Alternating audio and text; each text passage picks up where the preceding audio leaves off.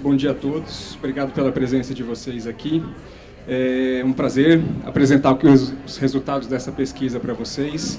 Eu vou dividir aqui o palco com o Carlos Mendonça, sócio-líder da PwC para Empresas Familiares. Eu sou o Luiz Mata, gerente de pesquisa e conteúdo do IBGC. Então, que a nossa manhã seja muito produtiva. Eu vou deixar um espaço para vocês interagirem conosco, principalmente com o Carlos, que vai trazer a experiência dele aqui na interação com as empresas familiares em relação aos temas que a gente está trazendo aqui para vocês. Então, primeiro reforçar que esse trabalho foi desenvolvido em parceria entre IBGC e PwC. IBGC e PwC já tem de longa data uma parceria bastante produtiva em diversos temas, mas é a primeira vez que a gente desenvolve um conteúdo juntos e principalmente em relação a empresas familiares. Então a gente trabalhou junto, foi um trabalho bastante produtivo e o intuito dessas parcerias é de fazer com que a gente consiga catalisar a produção de conhecimento e evitar essa duplicação de esforços, para que a gente consiga produzir mais com menos recursos e assim desenvolver ainda mais a governança corporativa no Brasil. Então agradecer de novo a PwC, o Carlos Mendonça por essa parceria que resultou nesse grande trabalho que a gente apresenta para vocês aqui hoje. Por que empresas familiares, né? Além de fazer parte do planejamento estratégico do IBGC como um dos nossos públicos prioritários, elas são protagonistas da economia da maioria dos países e não seria diferente aqui no Brasil. Grandes geradoras de emprego e renda, então tem um papel social também na nossa economia, na nossa sociedade, de gerar emprego, gerar renda. Se as empresas familiares estão indo bem, provavelmente a nossa sociedade está indo de alguma maneira um pouco melhor do que a gente poderia esperar se as empresas familiares não estão em boa forma. E elas têm alguns desafios particulares, né? As questões de cada um dos 3 círculos das empresas familiares acabam, de maneira direta ou indireta, tendo uma influência em relação aos outros círculos. Essa influência pode ser benéfica se as coisas estão bem estruturadas, ou pode ter resultados indesejados se essas relações não estão bem equacionadas. Essas sobreposições das questões de família e das questões de empresa, pode interferir, pode atrapalhar ou pode potencializar uma relação à outra. E grande parte delas não consegue ultrapassar da segunda para a terceira geração. A gente tem um problema muito sério de sucessão. Então a gente entendeu que a gente precisa de alguma maneira aprofundar o nosso conhecimento sobre as empresas familiares para saber como podemos ajudá-las, de que maneira a gente ajuda com que elas enfrentem essas questões particulares e o IBGC pode, de alguma maneira, ajudar essas empresas a se desenvolver e a superar esses desafios. Então, por isso, a gente resolveu se aprofundar um pouquinho mais nessas questões. Qual o objetivo da nossa pesquisa? Né? Mapear as práticas vigentes nessas empresas, entender um pouquinho mais em que estágio essas empresas se encontram, porque a gente não tinha uma pesquisa ampla focada em empresas familiares, principalmente de capital fechado no Brasil. Então a gente queria entender qual é a nossa linha de partida em relação a práticas de governança nessas empresas. Um segundo objetivo, verificar com dados algumas percepções existentes no mercado. A gente queria contrapor essa inteligência coletiva, essa percepção que a gente tem no mercado de algumas práticas de governança ou de algumas questões das empresas familiares, e a gente queria verificar se os dados corroboravam ou não essas percepções sobre as empresas familiares brasileiras. E como eu coloquei, entender qual é a situação atual dessas empresas, quais são os desafios que elas enfrentam e como o IBGC, como o PwC, como a gente pode ajudar essas empresas a enfrentar esses desafios. Então eram basicamente esses os nossos objetivos. A gente conseguiu, de alguma maneira, uma foto bastante interessante das nossas empresas familiares fechadas. Conseguimos uma amostra de 279 empresas distribuídas por quase todo o Brasil. Acho que apenas em 5 estados a gente não teve nenhuma empresa respondente. Acho que, óbvio, a gente teve uma concentração maior em Sul e Sudeste, mas tivemos empresas do Centro-Oeste, do Norte, do Nordeste participando também. Aqui fica um agradecimento para os capítulos do IBGC, que se esforçaram bastante na divulgação. Muitos parceiros do IBGC, o próprio PwC, nos ajudou muito na divulgação do questionário. E a gente conseguiu uma amostra bastante ampla. Lógico que a gente não pode dizer que esses dados representam estatisticamente as empresas familiares brasileiras, mas é uma fotografia bastante interessante e dá uma ideia bastante nítida, talvez não estatisticamente significante, como eu coloquei, mas muito nítida de qual é a realidade das empresas familiares fechadas no Brasil. E a gente pode dizer que essa fotografia vai nos ajudar a entender como essas empresas estão estruturadas em termos de governança corporativa e governança familiar. Conseguimos também uma amostra bastante diversificada em termos de porte, em termos de tamanho. Temos empresas de todas as faixas, desde empresas pequenas com faturamento inferior a 20 milhões de reais até empresas muito grandes com faturamento acima de 400 milhões. E essa era uma vontade que o BGC tinha, de avaliar empresas de todos os portes, para entender se o porte era um driver de adoção de práticas de governança, se empresas maiores ou menores tinham mais ou menos práticas de governança. E a gente acabou entendendo, depois de analisar os dados, que de fato o tamanho é um catalisador da adoção de práticas de governança.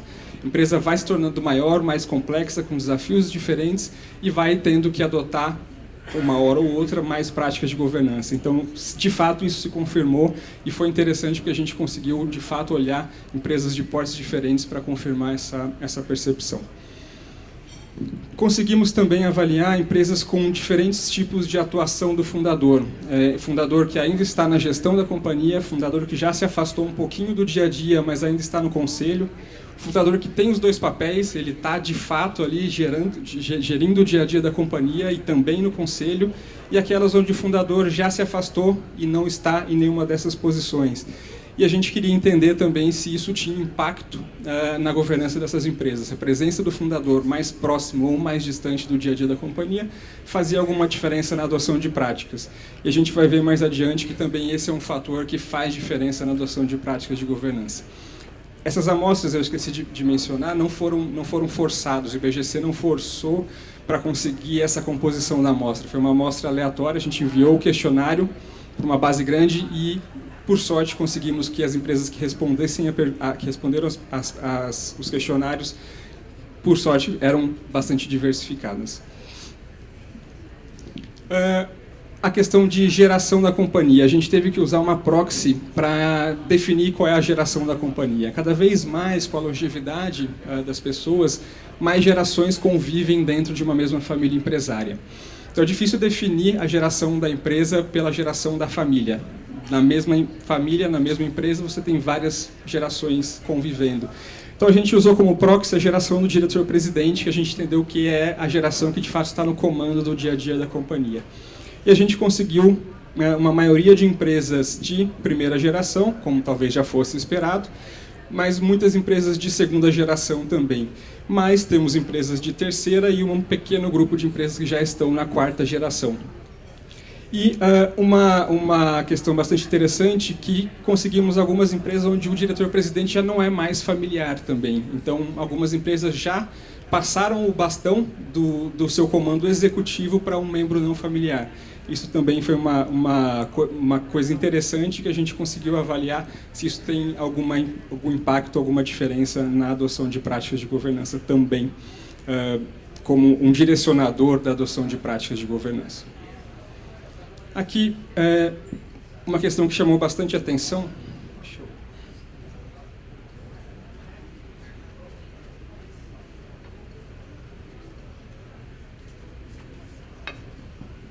Qual era a motivação para a discussão de práticas de governança? E acho que aqui o dado que me chamou mais atenção não foi nem qual era a principal motivação, era que só 10% da nossa amostra disse que nunca tinha discutido o tema.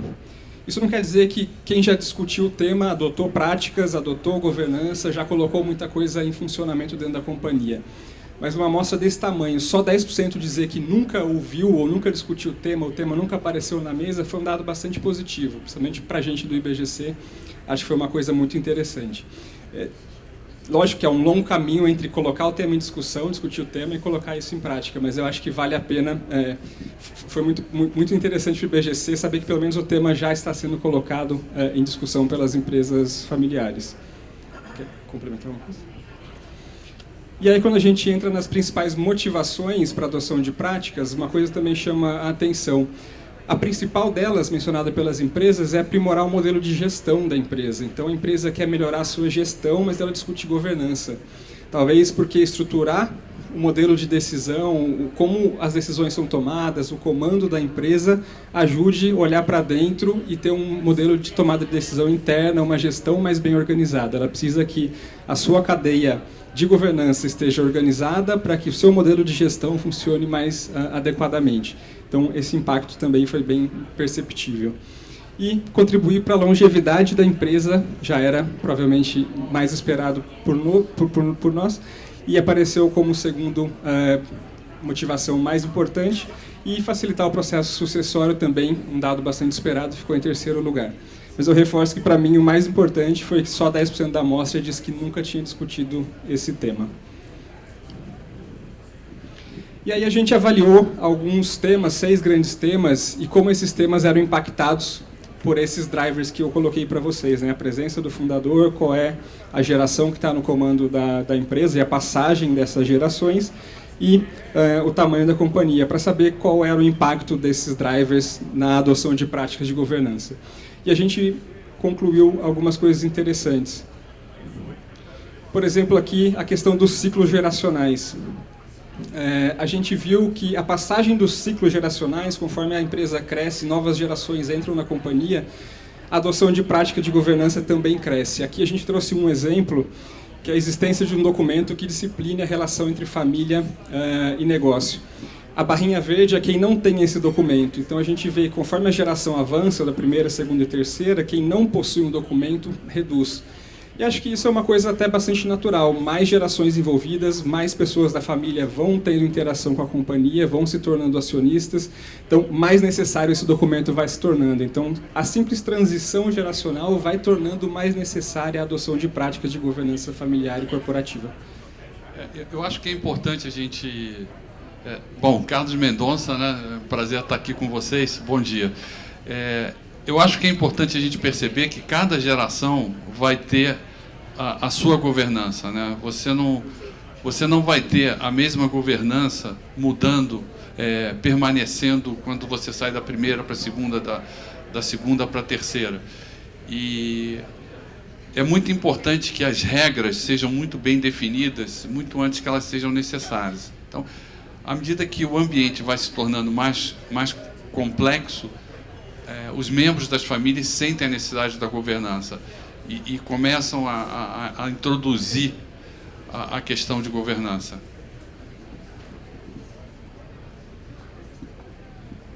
A gente entra no segundo ponto, que é o papel do fundador. E a gente usou de novo a mesma questão desse documento que disciplina a relação família e negócio. Quando o fundador ainda está em atuação, nas empresas onde ele está em atuação, o número de empresas que não possuem esse documento é muito maior do que quando o fundador não está mais em atuação na companhia. Então a gente vê que a atuação do fundador pode ser um inibidor, se a gente puder ler o gráfico dessa maneira, da constituição desse documento. Talvez porque nesse momento onde o fundador ainda atua, ele concentra muito o poder de decisão, é ele que toma a decisão e talvez ele não sinta a necessidade de que esse documento exista. Ele é, talvez, esse documento, é ele quem toma essa rédea do negócio e é ele que vai disciplinar esse processo. Na ausência dele, a família sente a necessidade de que essas relações sejam mais bem estabelecidas e formalizadas, como Mendonça colocou, para evitar que a falta dessa formalização acabe se tornando um problema para a companhia. Normalmente, o fundador não está muito interessado nessa questão de governança, né? Ele é um cara solitário, um cara que construiu o negócio sozinho e, para ele, não precisa. A empresa não é complicada, a questão de governança é burocrática. Então, é muito importante que a segunda geração tome a liderança e faça e pressione o fundador para que implemente a governança. Terceiro tema é a questão de conselho consultivo e de administração. Da nossa amostra, só 35% não tinha nenhum tipo de conselho, nem consultivo, nem de administração. O restante, a grande maioria, tinha um conselho consultivo ou um conselho não estatutário e 20% tinha um conselho de administração estatutário. E a mesma questão a gente percebeu com relação da transição geracional. Na primeira geração, a grande maioria das empresas não tinha conselho ou tinha só um conselho consultivo ou um conselho não estatutário. A gente entendeu isso e até a gente tem conversado com algumas empresas numa segunda etapa dessa mesma pesquisa, qualitativa, onde a gente tem feito entrevistas com muitas empresas para aprofundar um pouco os entendimentos sobre essa questão. E nessa primeira geração, o fundador também concentra muito o poder decisório. E aí ele não sente a necessidade de compartilhar ou de ter um grupo de pessoas para compartilhar de uma maneira mais estruturada essas deliberações e essas discussões para tomar decisões em relação ao negócio. E quando ele precisa disso, ele tem algumas pessoas da confiança dele com quem ele conversa sem necessariamente formar um conselho para debater esses temas. E aí ele chama as pessoas com quem ele confia e ele reparte com essas pessoas as suas dúvidas, os seus necessidades e não necessariamente forma um conselho para debater esses temas.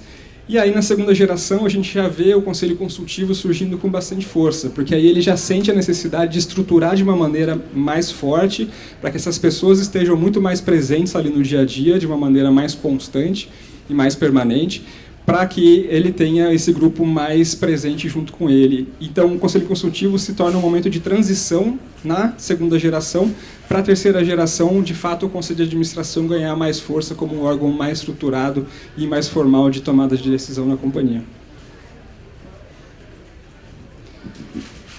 Conflitos familiares e saída de sócios. O principal motivo de entrada de sócios é a profissionalização da gestão. Quando a empresa precisa profissionalizar a gestão, acaba sendo um momento onde há a entrada de novos sócios, seja para capitalizar a empresa, seja a necessidade de um parceiro estratégico para a entrada em novos negócios. E os conflitos familiares acabam sendo o principal motivo para a saída de sócios. E aí uma coisa chama bastante atenção, quando a gente olha regras para entradas e saídas de familiares na empresa. A grande maioria das empresas não tem regras formalizadas para nenhuma dessas situações, nem para entrada de familiares, nem para saída de familiares. E quando tem regras para entrada, principalmente para entrada como executivo, mas não tanto para entrada no conselho ou para entrada como acionista da companhia. Mas chama mais atenção ainda que as regras para saída, que é o momento mais turbulento, que é o momento onde gera mais conflito, que é o momento onde é mais difícil, onde gera mais tensão, a minoria das companhias tem regras definidas para esse momento. E é onde a grande maioria dos problemas acontece. Eu acho que é muito importante a gente ter em mente que o conflito vai acontecer, a gente só não sabe quando. Em todas as famílias, em algum momento, você vai estar em conflito. E se você não pensar antes que esses conflitos vão acontecer e as famílias criarem a sua forma de resolver conflitos ou até mesmo da saída para membros de empresas familiares, você vai ter dentro da empresa muitas vezes um inimigo, uma pessoa que vai atrapalhar o dia a dia da empresa. Então é muito importante que a gente esteja preparado para o conflito, que as regras estejam bem definidas e tenha os instrumentos formais para que você possa fazer isso. Não adianta você ter alguns combinados e você não ter, por exemplo, uma regra de saída bem definida de acordo com a lei num acordo de acionista. Então, é muito importante, além de você saber que vai haver o conflito, ter os instrumentos adequados, formais, para lidar com eles. E um tema fácil também, como a gente colocou, a questão de sucessão. 72% das empresas da nossa amostra não tem plano de sucessão para os cargos-chave da companhia. E a gente viu até na palestra logo da manhã que no mundo 42% das empresas têm plano de sucessão. Então a gente olha aqui, no caso brasileiro é um pouco pior, 72% não tem plano de sucessão. Então é uma questão chave para a empresa familiar, principalmente, já é uma questão chave para qualquer tipo de companhia, mas para a empresa familiar, pelas questões familiares, ainda mais crítica. E na nossa realidade, 72% não tem um plano de sucessão formalizado para os cargos-chave. E aí a gente olha que esse é o único ponto da nossa pesquisa toda que não sofreu nenhum tipo de impacto, nem pela transição geracional, nem pela presença do fundador, nem pelo porte da companhia. Talvez por esse ser um assunto mais difícil de ser discutido pela família empresária, pelo ser o assunto mais delicado, porque ele envolve uma série de questões muito sensíveis, que é a finitude do fundador, que é a questão de escolha do sucessor, que é a questão do sucedido, o que ele vai fazer quando ele for sucedido na companhia. Então, não sofre nenhum impacto. Em todas as gerações, ele é um tema pouco discutido e pouco formalizado. É o tema que sofre menos impacto em qualquer um dos drivers que a gente avaliou. E aí, para a gente ir chegando aqui no final dessa primeira parte, a gente quer depois interagir bastante com vocês, quais são as intenções e planos da família empresária? A gente conduziu essa pesquisa ao longo de 2018, então era um período de bastante incerteza política, incerteza econômica, e ainda assim a gente viu que a família empresária é bastante otimista. Quase 70% tem a intenção de expandir o negócio atual e 60% de pelo menos permanecer no negócio atual. Então a família acredita no seu negócio, acredita na família como empresária e vê com bons olhos a questão de permanecer e expandir o seu negócio. Por outro lado, sair do negócio, abrir capital como uma forma de captar recursos e buscar a expansão da companhia ou diminuir a participação no negócio são hipóteses praticamente descartadas. A família se vê como empresária, quer permanecer como empresária e quer permanecer no comando da companhia. Então a gente acha que isso mostra um otimismo e uma segurança e uma confiança, e acho que a governança pode ajudar bastante nisso, caso esteja bem estruturada, seja familiar, seja corporativa. Só um comentário. Essa mesma perspectiva que a gente está vendo aqui, estatisticamente, nas pesquisas mundiais da gente se repetem, né? Eu acho que isso tem muito a ver nessa questão a empresa familiar, ela quer deixar um legado, ela quer deixar para a próxima geração, normalmente, um negócio melhor do que ela recebeu. Então, esses números são muito parecidos com quando a gente faz pesquisas internacionais. Acho que aí torna mais importante essa questão da perpetuidade, né? De conseguir construir alguma coisa que vai ter longevidade. Como algumas considerações finais do estudo, a gente entende que a governança está muito atrelada à questão do ciclo geracional, da presença do fundador no dia a dia da companhia e ao porte da empresa. A gente viu que essas três questões, de fato, direcionam a adoção de mais ou menos práticas de governança, exceto em relação à formalização de planos de sucessão, como eu coloquei. A governança deve ser um elemento de coesão da família. A governança precisa ser construída por todos e comprada por todos os membros da família, para que de fato sirva como elemento de coesão, para unir o grupo de uma maneira que construa uma empresa para ser, como o Mendonça colocou, um legado, tanto para a família como para a própria sociedade. Que a sucessão é o grande desafio para as empresas familiares, muitas delas não conseguem ultrapassar a segunda geração, então essa questão da sucessão, que ainda é um dos piores índices que a gente encontrou, precisa ser melhor debatida. Acho que aqui o IBGC tem um papel bastante importante, todos os agentes de governança têm um papel muito importante de formalizar e de forçar essa discussão, de ajudar com que essa discussão aconteça. E que as famílias precisam antecipar ao máximo essa discussão para que desde as primeiras gerações a empresa e a família consigam se beneficiar tanto da presença do fundador nessa discussão das primeiras gerações, como dos benefícios que a governança corporativa e a governança familiar podem trazer para a companhia. Não sei se você quer complementar alguma coisa. Acho que agora vamos conversar com vocês, né? E agora a gente tem 10 minutos para interagir com vocês, para perguntas sobre a pesquisa, sobre os temas de empresas familiares que a gente trouxe aqui. A gente está à disposição. Pronto, eu já vou começar. Bom dia, obrigado, Mendonça e Marta.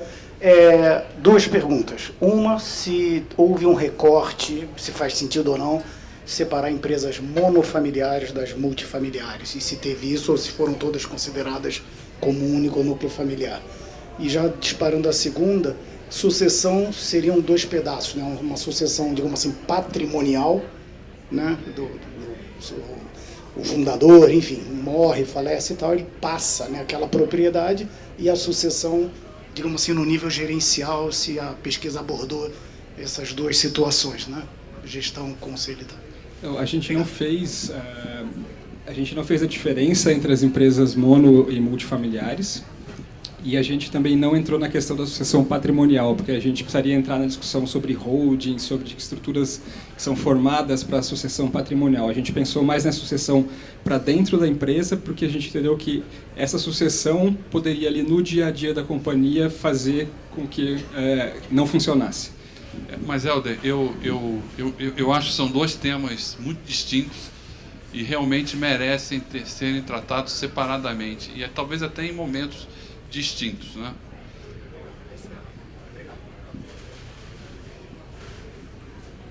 Oi, Carlos. Oi, Marta. Prazer em vê-los, tudo bem? É uma questão de vocabulário aí. Genro e nora e parentes assim de outra linha, considerou como familiar ou não?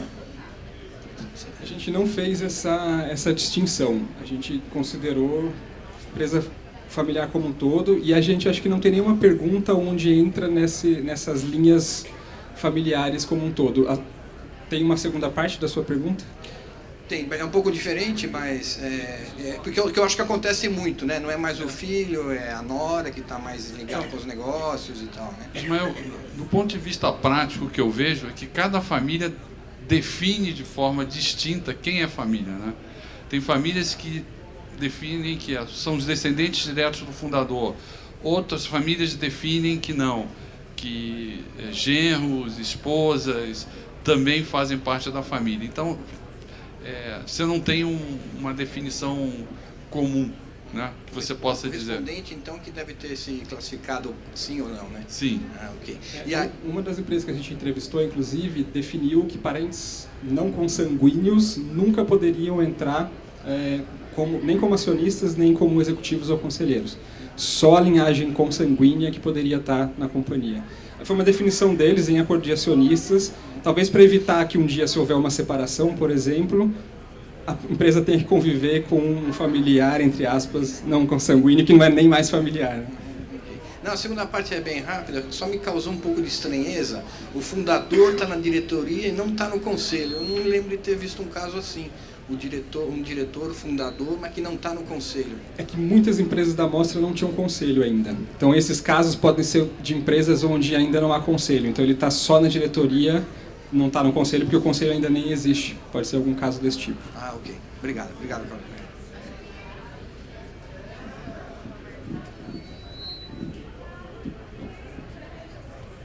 Caros, fiquem à vontade.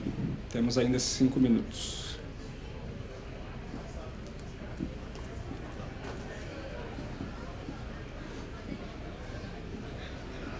Oi, bom dia, meu nome é Tobias. Minha pergunta é para o Mendonça, mais de ordem prática, né? A gente vê muitas vezes quando as famílias vão começar a discutir governança, há uma resistência da geração sênior, né, em discutir governança.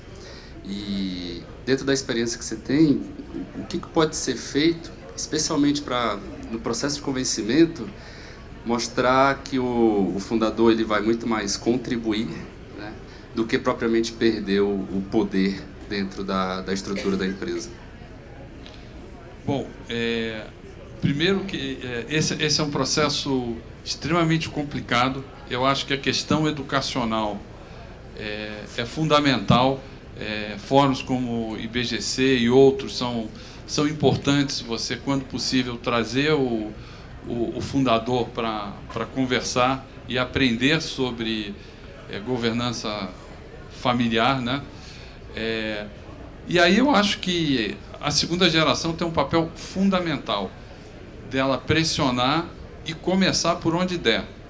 Você nunca vai conseguir que o fundador comece um processo de transição.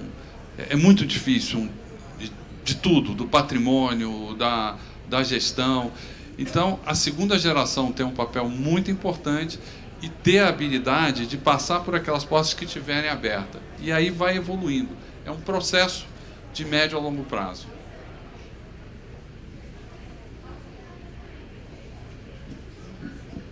Caros, se não temos mais perguntas, eu agradeço a presença de vocês. A pesquisa vocês receberam, está disponível também no portal do conhecimento do IBGC, a versão eletrônica. Acho que tem mais uma aqui. Uma pergunta. Vocês têm conhecimento de alguma empresa que não, os membros, os sócios não são familiares, mas tem um funcionamento como uma empresa familiar? O que pode acontecer é quando você tem sócios que começam um negócio junto, inicialmente não como familiar, mas à medida que o tempo passa, você tem 4, 5 famílias distintas, descendentes daqueles sócios que vão entrar no negócio. E aí você tem todo um ambiente familiar, né? Ali naquela empresa que precisa ser tratado. Né? Mas muitas vezes empresas de engenharia, né, você tem sistemas, começa sem ser familiar toda empresa começa sem ser familiar, né? E depois, quando você vai chegando perto da segunda geração, os problemas e as dificuldades e o que tem de bom numa empresa familiar começa a aparecer. Então, mais uma vez, obrigado pela presença de vocês.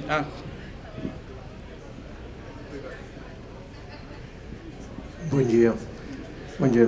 Dentro da pesquisa, e aí fazendo só um paralelo, e você falou um pouco do mundo, quer dizer, as dificuldades de relacionamento do fundador, né? Dificuldades mais pessoais, muito mais neurais do que propriamente dita técnicas, né? Se a gente comparar o que acontece no Brasil com os fundadores brasileiros vis-à-vis o mundo, quer dizer, essa correlação é direta, ou seja, a gente percebe de fato essas dificuldades do fundador naquele, entre aspas, desapego, né, do seu bem, do que ele construiu, etc., ainda em vida, para fazer a sucessão para os seus descendentes? João, eu acho que é igual. Eu acho que você não tem muita diferença entre um país e o outro dos problemas. O que você tem são aspectos culturais, né? Então, você pega uma família oriental, é mais difícil ainda se colocar esse tipo de assunto na mesa, porque o respeito ao mais velho é muito maior do que, por exemplo, numa família latina. Mas os desafios, globalmente, são muito parecidos, né?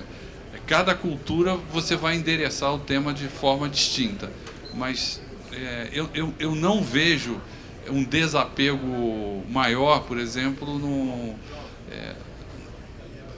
num alemão, num americano, né? Enfim, eu acho que é muito parecido. Tem um espanhol. Tem, a dona Núria. Tem no espanhol. Bom dia, Núria. Tudo bem? Então, a Núria vai fala da Espanha, também é latina, né, Núria? Na Espanha, né, na Europa, ou seja, tudo que eu vi é igual, né? Eu sou membro de uma empresa familiar multinacional que exporta para 170 países. Faço parte da 4ª geração, mas já estamos na 6ª, né? E tudo que você falou, que vocês falam, que a gente vê na Comissão de Governança Familiar do IBGC, né? E a PRAS, né? Essas pesquisas e tudo é aquela coisa de que só muda endereço, né? Mas é igual. Eu acho que o ser humano é muito parecido em todo lugar do mundo. Eu acho que muda a questão cultural, como você colocou. Às vezes ele é mais machista, menos machista, às vezes ele vai passar para o filho sempre. Às vezes ele vai ter uma discussão se vai ser o filho mais velho ou a filha mais velha, mas acho que as questões são... Aí a mulherada se junta e supera esses entrevais. Na minha casa, por exemplo, são 4 ramas familiares, 3 irmãos e um primo. Na minha casa, especificamente, somos 5, um filho e 4 filhas. Aí era tudo para o filho. Nós juntamos as 4 com a minha mãe e desbancamos o irmão. Mais uma guerra civil na Espanha, né? Mas que bom, porque a gente ouviu em um dos eventos de lançamento da pesquisa uma família que colocou em acordo que nenhuma das filhas entraria na companhia. Em plenos anos 2010... Eu acho que tem um aspecto interessante, né? Que os problemas, eles são iguais, mas você não pode tratá-los da mesma forma, porque cada família vai ter... São atores diferentes, são pessoas diferentes. Então, tem que ter a habilidade de não se chegar com coisas pré-formatadas. Tem que entender o desafio daquela família, quem são aquelas pessoas, e aí sim ajudar essas famílias a se organizarem de uma forma que evite um problema no futuro e que ela seja um legado para a próxima geração.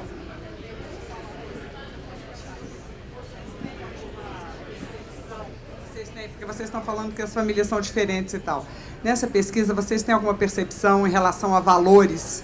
Se os valores diferenciam muito ou se os valores de empresas familiares têm similaridade?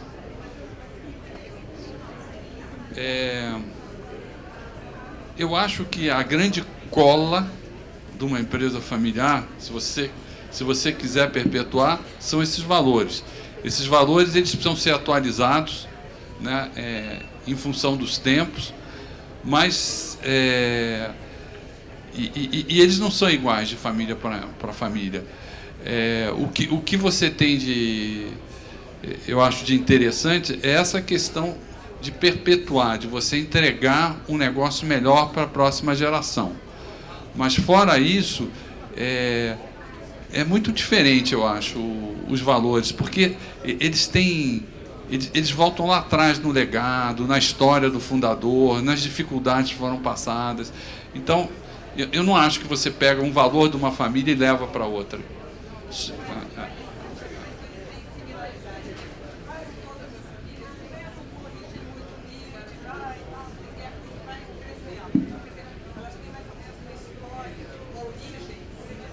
Pode ser.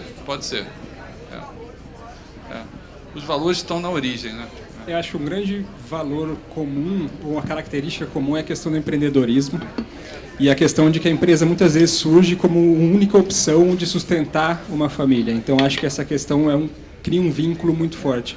E uma coisa que a gente tem visto na segunda etapa, que são essas entrevistas, e que demonstra a força desses valores, é que os CEOs não familiares, os primeiros, só ficam na companhia se eles têm um alinhamento de valor muito forte. Então, acho que era isso, o nosso tempo está encerrado. Eu queria agradecer de novo a presença de vocês. A pesquisa está disponível online para vocês também. Se vocês não conseguiram pegar uma cópia aqui, está disponível aqui no balcão para vocês também. Estamos disponíveis no IBGC para tirar qualquer dúvida que vocês tenham sobre os dados. Muito obrigado, Carlos. Obrigado, gente. Obrigado.